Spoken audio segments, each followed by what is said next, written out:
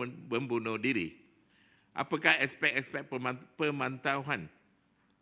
pematuhan disiplin tugas yang akan dikuatkuasakan bagi memastikan pengendalian tangkapan yang dibuat menurut akta ini tidak mencetuskan kemudaratan fizikal dan mental kepada individu yang ingin ditangkap.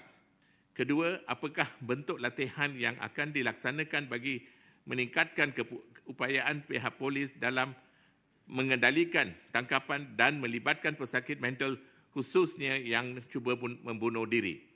Adakah kerajaan menerusi PDRM akan melaksanakan program latihan khusus yang memberi pendedahan tentang ilmu berkaitan psikiatri kepada pegawai-pegawai polis yang diberi kuasa?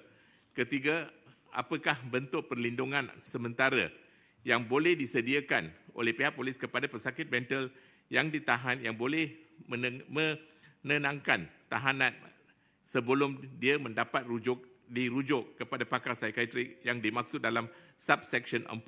Dan keempat, apakah aspek pembangunan semula yang akan difokuskan oleh kerajaan sebagai usaha untuk meningkatkan kualiti perkhidmatan psikiatri dan disediakan di hospital-hospital awam sejajar dengan pindaan Akta 615 ini. Tuan Yang di-Pertua, sekian saja perbahasan saya dan saya mau menyokong. Sekian, terima kasih. Terima kasih, Datuk Yang Berhormat. Sekarang saya ingin menjemput Yang Berhormat Tuan Insinyur Muhammad Nasir Hashim. Terima kasih Tuan Yang di-Pertua. Tuan Yang di-Pertua, terima kasih saya ucapkan kepada Tuan dan semua ahli yang berhormat yang terlibat dalam sesi perbahasan rang Undang-Undang Kesihatan Mental Pindaan 2023 bagi bacaan kali kedua. Pertama kali saya ingin mengambil peluang ini untuk merekamkan setinggi-tinggi penghargaan ke atas pembentangan perbahasan rang Undang-Undang Kesihatan Mental Pindaan 2023 bagi bacaan kali kedua. Ianya suatu yang sangat bermakna bagi keseluruhan rakyat Malaysia. Saya ingin menarik perhatian ke semua ahli Dewan dengan kes kesihatan mental berprofil tinggi berpunca dari tempat kerja. Beliau merupakan seorang penjawat awam yang disahkan oleh Dr. Pakar, psikiatris, mengalami vertigo kronik berpunca dari kes buli mental berpanjangan oleh majikannya.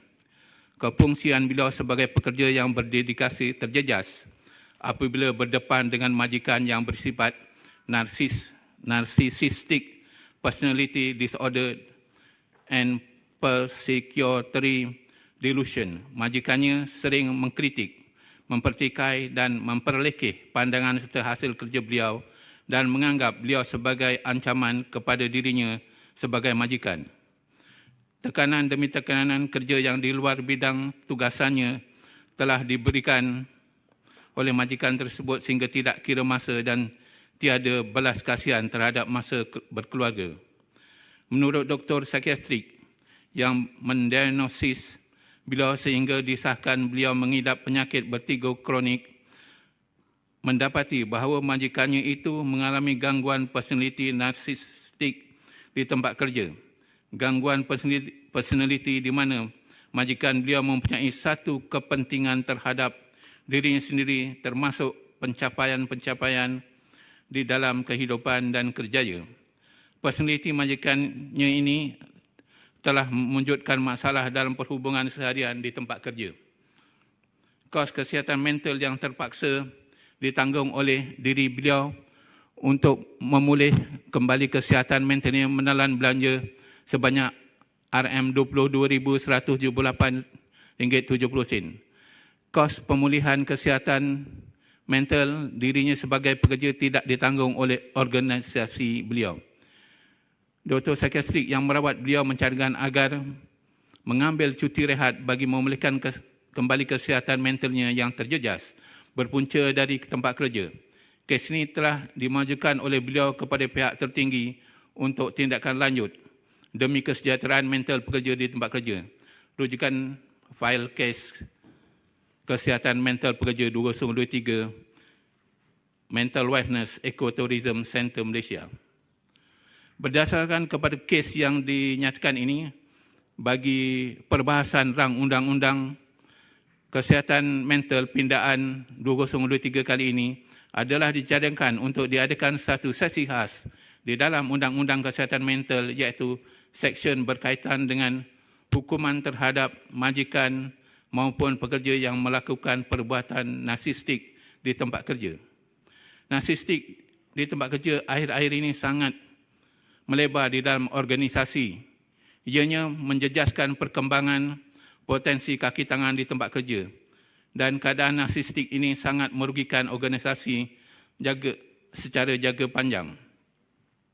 Narsistik di tempat kerja ditandai dengan apabila seseorang itu sama ada majikan maupun pekerja tidak boleh menerima penolakan idea atau pandangan yang diberikan oleh dan mempertahankan ideanya yang dianggap benar serta menekan ideanya untuk diterima oleh seseorang yang bertugas di bawah seliaannya.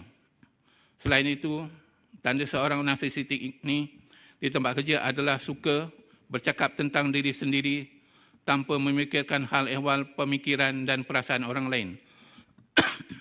Tanda seterusnya, narsistik di tempat kerja sama ada majikan maupun pekerja adalah sering memanipulasi perasaan orang lain demi mendapat keuntungan pribadinya agar namanya dipandang tinggi oleh orang atasannya. Majikan atau pekerja yang narsistik akan melakukan apa sahaja termasuk melakukan silent treatment dengan izin kepada lawan bicaranya sehingga lawan bicara mengalami tekanan jiwa sehingga tidak mampu berfungsi sebagai petugas organisasi yang cemerlang. Atas kes yang dinyatakan ini, maka rasional diadakan seksyen khas ini adalah bagi majikan menjalankan tanggungjawab mereka yang tertakluk di bawah Akta 514, Akta Keselamatan dan Kesihatan Pekerjaan 1994. Bahagian 4, kewajipan am majikan dan orang-orang yang bekerja sendiri. Adalah menjadi kewajipan tiap-tiap majikan dan tiap-tiap orang yang bekerja sendiri untuk memastikan setakat yang praktik keselamatan, kesihatan dan kebajikan semasa bekerja semua pekerjanya. Kewajipan tiap-tiap majikan di sektor kerajaan maupun swasta adalah menjaga, memelihara keselamatan, kesihatan, kebajikan para pekerja. Kesihatan menurut takrifan Pertubuhan Kesihatan Sedunia WHO adalah satu keadaan merangkumi kesihatan secara fizikal, mental dan sosial dan tidak hanya ketiadaan penyakit.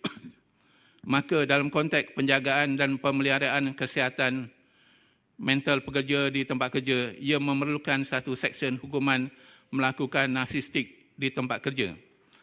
Seksyen khas ini tiada lagi diwujudkan dan dibahas di dalam kesihatan mental pekerja, sedangkan ianya memberi impak dan kesan besar kepada pembangunan dan perjalanan organisasi. Sesebuah organisasi tidak akan mencapai matlamatnya sekiranya sumber manusia yang menggerakkan organisasi tersebut mengalami ketidaksihatan mental maupun fizikal. Kesihatan mental di tempat kerja perlu dibahas dan memerlukan kepada keseksyen yang khusus bagi melindungi keselamatan kesihatan pekerja dan majikan. Untuk pekerja ini, ia memerlukan kepada gemblingan tenaga pakar daripada NIOS, Kementerian Kesihatan Malaysia, para penyelidik di bidang psikologi dan konseling, organisasi serta pakar industri di dalam bidang teknikal kesihatan mental klinikal bagi membangunkan seksyen khas ini secara praktikal. Saya sekali lagi menarik perhatian ke semua ahli dewan bahawa terdapat kes wanita menghidap major depression disorder berpunca dari mental abuse dengan izin yang berlaku di dalam keluarga. Wanita ini telah mengambil dan memakan ubat tidur berlebihan dengan niat untuk membunuh diri kerana sudah tidak tahan lagi dicederkan mental dan emosinya di dalam rumah tangga. Wanita ini mencekik dirinya sendiri ketika menjalani sesi klinikal terapi kesihatan mental kerana sudah tidak tahan dengan tekanan mental yang dihadapinya setiap hari di dalam rumah tangga. Lagi panjang Yang Hormat. Ada satu muka lagi. Panjang itu. Boleh. Cubalah. Yang Okey. Berdasarkan kes mental kekeluargaan yang disebutkan sebelah tadi, maka kesihatan mental kekeluargaan juga memerlukan satu seksyen khas yang memperuntukkan hukum tertentu kepada mana-mana ahli keluarga yang dengan sengaja atau dengan niat atau dengan apa cara sekalipun menekan mental dan emosi keluarga sehingga sistem kekeluargaan menjadi porak-poranda. Dengan adanya seksyen hukuman khas kesihatan mental kekeluargaan ini, ianya dapat menjaga nasab kekeluargaan, keturunan kekeluargaan dari kesihatan mental berpanjangan. Penjagaan nasab dan keturunan meliputi penjagaan akal dan nyawa ahli keluarga termaktub di dalam maqasid syariah. Untuk memudahkan perkhidmatan profesional kesihatan mental dapat dinikmati oleh rakyat Malaysia, maka perlulah seksyen khas penjagaan kesihatan mental komuniti yang membolehkan rakyat Malaysia dapat membuat rujukan penjagaan kesihatan mentalnya dan apa-apa juga faedah yang diperoleh oleh dirinya sebagai warga Malaysia di dalam penjagaan mental kesihatan mental. Bagi maksud memudah cara perkhidmatan kesihatan mental awam, maka ianya bukan hanya bergantung kepada perkhidmatan yang disediakan oleh pihak kerajaan semata, malah ianya turut disediakan oleh pihak swasta dan NGO. Maka seksyen khas penjagaan kesihatan mental komuniti boleh berfungsi sebagai satu penggalak kepada warga Malaysia untuk mendapatkan hak perkhidmatan kesihatan mentalnya dari mana-mana badan swasta dan NGO yang menjalankan perkhidmatan kesihatan mental yang bertauliah. Ini dapat membantu para pihak kerajaan dalam menangani isu-isu kesihatan mental secara menyeluruh dengan bantuan kerjasama dari badan NGO dan swasta yang mempunyai kepakaran khusus di dalam bidang kesihatan mental klinikal. Kes kesihatan mental di kalangan pelajar juga perlu diambil perhatian oleh pihak kerajaan dan tiada lagi seksyen khas kesihatan mental pelajar diwujudkan. Seksyen ini amat penting kerana telah wujud kalangan pelajar yang mengambil tindakan untuk mengelar tangan, cubaan membunuh diri dan tindakan yang boleh mengundang kepada kematian. Kewujudan seksyen ini amat diperlukan bagi mengekang tindakan luar kawal pelajar agar tidak melakukan suatu perkara yang memudaratkan dirinya secara jangka panjang.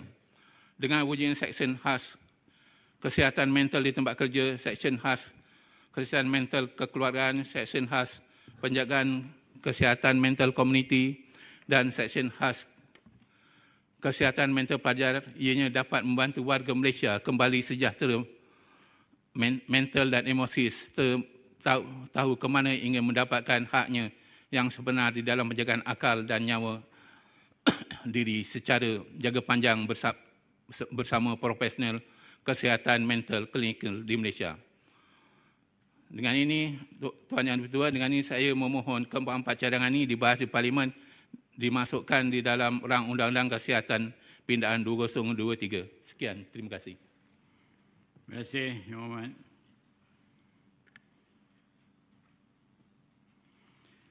Sekarang saya menjemput Yang Berhormat Datuk Seri Vel Fari.